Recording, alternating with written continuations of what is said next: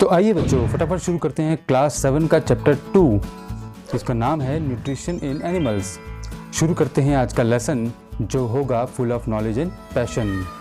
पर उससे पहले हमारा उत्साह बढ़ाने के लिए चैनल को सब्सक्राइब कर लें और बेल आइकन को ज़रूर दबा दें जिससे आपको आगे भी ऐसी ही वीडियो मिलती रहें। इस चैप्टर में हम सबसे पहले समझेंगे न्यूट्रिशन और डाइजेशन किसे कहते हैं, भोजन प्राप्त करने के अलग अलग तरीके कौन से हैं, different ways of taking food. फिर हम पढ़ेंगे मानव में पाचन यानी डाइजेशन ह्यूमन, उसके अंदर हम पढ़ेंगे बक्कल कैविटी, फूड पाइप यानी oesophagus, stomach, small intestine, large intestine, rectum और एनस में डाइजेशन कैसे होता है। उसके बाद हम पढ़ेंगे डाइजेशन इन ग्रास ईटिंग एनिमल्स यानी घास खाने वाले जानवरों में डाइजेशन कैसे होता है। और सबसे लास्ट में पढ़ेंगे कि अमीबा में फीडिंग और डाइजेशन कैसे होता है। बच्चों आपने चैप्टर 1 में पढ़ा है कि प्लांट्स अपना फूड खुद बना सकते हैं और इस प्रोसेस को क्या कहते हैं, हाँ फोटोसिंथेसिस। मगर एनिमल्स अपना फूड खुद नहीं बना सकते, वो या तो प्लांट्स को खाते हैं जिन्हें हर्बीवोर्स कहा जाता है या प्लांट्स को खाने वाले एनिमल्स से अपना फूड प्राप्त करते हैं यानी कार्निवोर्स। कुछ जानवर प्लांट्स और एनिमल्स दोनों को खाते हैं, ऐसे जानवरों को ओमनिवोर्स कहा जाता है। अब समझते हैं कि एनिमल न्यूट्रिशन का क्या मतलब है। पहला, न्यूट्रिएंट रिक्वायरमेंट यानी उस प्राणी को क्या क्या न्यूट्रिएंट्स चाहिए। दूसरा, mode of intake of food यानी वो भोजन कैसे प्राप्त करता है, अपना भोजन मुंह तक कैसे ले जाता है। और तीसरा, utilization of food in the body, animals के शरीर में उस भोजन का क्या यूज किया जाता है। बच्चों आपने क्लास 6 में पढ़ा है कि फूड अलग अलग कंपोनेंट्स यानी carbohydrate, protein, fat, vitamin, minerals, water और रफेज से मिलकर बनता है।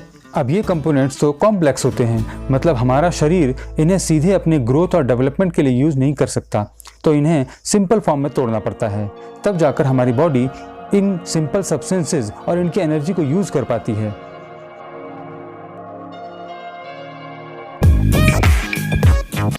बच्चों अलग अलग ऑर्गेनिजम्स में खाना खाने का अलग अलग तरीका होता है।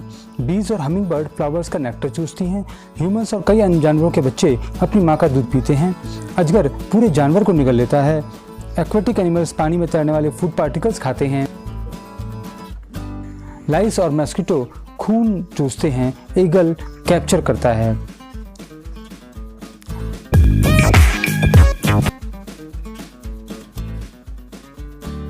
हम मुंह में जब खाना डालते हैं तो बक्कल कैविटी से शुरू होकर एनस तक फूड एक कंटिन्यूस कैनल में होकर गुजरता है। अब ये जो कैनल है इसे कहते हैं एलिमेंट्री कैनल या डाइजेस्टिव ट्रैक्ट। इसकी शुरुआत होती है बक्कल कैविटी से।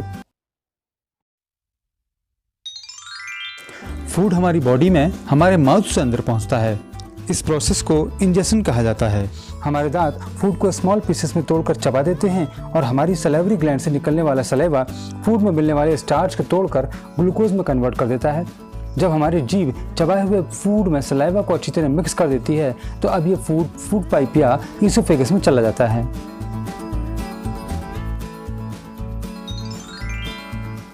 फूड पाइप की मसल्स मूवमेंट करके इस फूड को स्टमक की तरफ धकेल देती हैं।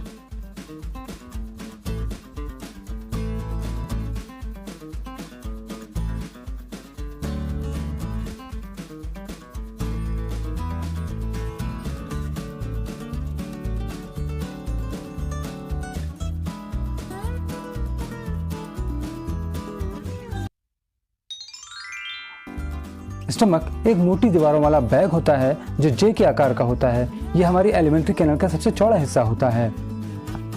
ये एक तरफ फूड पाइप से और दूसरी तरफ स्मॉल इंटेस्टाइन से जुड़ा होता है। स्टमक की अंदर की लेयर 3 प्रोडक्ट्स सिक्रीट करती है।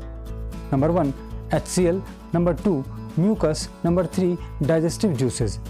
HCl की बात करते हैं। HCl फूड के साथ आने वाले बैक्टीरिया को मारता है और स्टमक के मीडियम को एसिडिक बनाकर डाइजेस्टिव जूसेस को उसका काम करने में हेल्प करता है।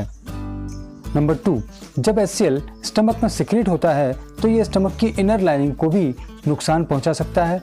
इस HCl से म्यूकस स्टमक की दीवारों को नुकसान होने से बचाता है। डाइजेस्टिव जूसेस हमारे फूड के प्रोटीन को तोड़कर सिंपलर सब्सटेंसेस में कन्वर्ट कर देते हैं। स्टमक के बाद अब फूड स्मॉल इंटेस्टाइन में पहुंचता है।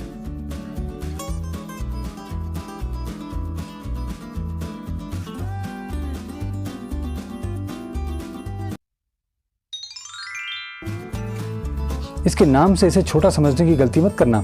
इसकी लंबाई लगभग 7.5 मीटर होती है, मतलब आपके बेड से भी लंबी। क्योंकि ये बहुत कम जगह में सिमटी यानी कॉइल रहती है, इसीलिए इसे स्मॉल इंटेस्टाइन कहते हैं। स्मॉल इंटेस्टाइन में लीवर और पैंक्रियास से भी जूसेस मिलते हैं। इसके अलावा ये खुद भी डाइजेस्टिव जूसेस सिक्रेट करती है। लीवर एक लाल भूरे रंग की ग्लैंड होती है जो एब्डोमेन के दाहिने हिस्से में यानी राइट हैंड में होती है। इसे हिंदी में यकृत और कलेजा भी कहते हैं। ये हमारी बॉडी की सबसे बड़ी ग्लैंड होती है। लीवर बाइल जूस सिक्रेट करता है जो गॉल ब्लैडर में स्टोर होता रहता है। बाइल जूस हमारे फूड के ऑयल्स और फैट्स के डाइजेशन में इंपॉर्टेंट रोल प्ले करता है। हमारे स्टमक के ठीक नीचे पत्ते के आकार की एक ग्लैंड होती है, इसे पैंक्रियास कहते हैं। पैंक्रियास से निकलने वाला जूस कार्बोहाइड्रेट्स, फैट्स और प्रोटीन्स को सिंपल फॉर्म में चेंज कर देता है। अब आधा पचा फूड स्मॉल इंटेस्टाइन के निचले हिस्से में पहुंचता है, जहां इंटेस्टाइनल जूस उसका कंप्लीट डाइजेशन कर देता है। कार्बोहाइड्रेट्स सिंपल शुगर जैसे ग्लूकोज में, फैट्स फैटी एसिड्स और ग्लिसरॉल में, और प्रोटीन को एमिनो एसिड्स में तोड़ दिया जाता है। अब ये कंप्लीटली डाइजेस्टेड फूड इंटेस्टाइन की दीवारों में फैली बहुत सारी महीन ब्लड वेसल्स में सोख लिया जाता है। स्मॉल इंटेस्टाइन की इनर वॉल्स में उंगली की तरह के स्ट्रक्चर बने होते हैं जिन्हें विली कहा जाता है। ये विली डाइजेस्टेड फूड को एब्जॉर्ब करने के लिए सरफेस एरिया बढ़ाने का काम करते हैं। इन्हीं विली में महीन महीन ब्लड वेसल्स डाइजेस्टेड फूड को एब्जॉर्ब करके बॉडी के अलग अलग पार्ट्स को ट्रांसपोर्ट करती है। इस प्रोसेस को एसिमिलेशन कहते हैं। जब ये डाइजेस्टेड फूड डिफरेंट सेल्स में पहुंच जाता है तो वहां इनसे शरीर के लिए ज़रूरी कॉम्प्लेक्स सब्सटेंसेस बनाए जाते हैं, जैसे प्रोटीन। सेल्स में ग्लूकोज को ऑक्सीजन की हेल्प से कार्बन डाइऑक्साइड और वाटर में तोड़ा जाता है, जिससे एनर्जी भी रिलीज होती है। बिना पचा या बिना एब्जॉर्ब किया हुआ फूड लार्ज इंटेस्टाइन में चला जाता है। लार्ज इंटेस्टाइन स्मॉल इंटेस्टाइन से चौड़ी और लगभग 1.5 मीटर लंबी होती है। इसका काम अनडाइजेस्टेड फूड से पानी और कुछ सॉल्ट्स एब्जॉर्ब करना है। अब बचा हुआ वेस्ट रेक्टम में चला जाता है और यहाँ सेमी सॉलिड फेसेस के रूप में पड़ा रहता है। समय समय पर एनस से इस मल यानी फेसेस को बाहर निकाल दिया जाता है। इस प्रोसेस को इजेशन कहते हैं। बच्चों, आपने गाय, भैंस या अन्य घास चरने वाले एनिमल्स को जरूर देखा होगा। ये जब घास खाते नहीं दिखते तब भी अपने मुंह में कुछ न कुछ चबाते रहते हैं। असल में ये घास खाते समय उसे जल्दी से निगलकर अपने स्टमक के एक हिस्से, जिसे रूमेन कहते हैं, उसमें इकट्ठा करते रहते हैं।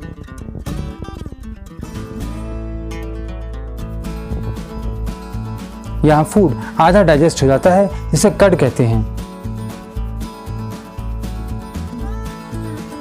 बाद में ये कड धीरे धीरे मुंह में वापस आता है और जानवर इसे चबाते रहते हैं। इस प्रोसेस को रूमिनेशन कहते हैं और ऐसे एनिमल्स को रूमिनेंट्स कहा जाता है, जैसे cow, buffalo, deer etcetera. Grass में सेलुलोज अधिक मात्रा में पाया जाता है। सेलुलोज भी कार्बोहाइड्रेट की ही एक फॉर्म है। रूमिनेंट्स के रूमेन में बैक्टीरिया पाए जाते हैं जो सेलुलोज के डाइजेशन में हेल्प करते हैं, मगर बहुत से एनिमल्स, जिनमें हम ह्यूमन बींग्स भी शामिल हैं, सेलुलोज को डाइजेस्ट नहीं कर सकते। हॉर्सेज, रैबिट्स वगैरह में ईसोफेगस और स्मॉल इंटेस्टाइन के बीच एक बड़े थैले जैसा स्ट्रक्चर पाया जाता है, जिसे सीकम कहते हैं। यहाँ भी बैक्टीरिया की हेल्प से सेलुलोज का डाइजेशन होता है। बच्चों, अभी तक आपने ऐसे एनिमल्स के बारे में समझा जिनमें डाइजेस्टिव सिस्टम होता है, पर ऐसे बहुत से छोटे छोटे ऑर्गेनिजम्स भी हैं जो तो डाइजेस्टिव सिस्टम होता ही नहीं है। हमारे आसपास के तालाबों या ठहरे पानी की जगहों पर एक बहुत ही छोटा माइक्रोस्कोपिक केवल एक सेल वाला ऑर्गेनिज्म अमीबा पाया जाता है। अमीबा में एक सेल मेम्ब्रेन, उसके साइटोप्लाज्म, एक गोल घना न्यूक्लियस और बहुत से छोटे छोटे बबल्स के समान वैक्यूल्स पाए जाते हैं। अमीबा लगातार अपना शेप और पोजीशन बदलता रहता है। अमीबा अपने मूवमेंट और खाना पकड़ने के लिए उंगली की तरह दिखने वाले स्ट्रक्चर्स बनाता है, जिन्हें सूडोपोडिया कहते हैं। अमीबा माइक्रोस्कोपिक ऑर्गेनिजम्स को ही खा पाता है। जब इसे पता चलता है कि आसपास फूड है तो ये अपने सूडोपोडिया फूड पार्टिकल्स के चारों तरफ फैला देता है और उसे निगल लेता है। इस तरह फूड वैक्यूल में फंसता है। फूड वैक्यूल में डाइजेस्टिव जूसेस उसे सिंपलर सब्सटेंसेस में तोड़ देते हैं, फिर इसे एब्जॉर्ब कर लिया जाता है और अनडाइजेस्टेड फूड को वैक्यूल से बाहर निकाल दिया जाता है। तो बच्चों, आपने देखा कि सभी एनिमल्स में फूड डाइजेशन और एनर्जी पाने की बेसिक प्रोसेस एक जैसी ही है। उम्मीद है आपको ये चैप्टर समझ में आया होगा। इस चैनल को लाइक, शेयर, सब्सक्राइब ज़रूर करें और अपने कमेंट्स भी ज़रूर लिखें।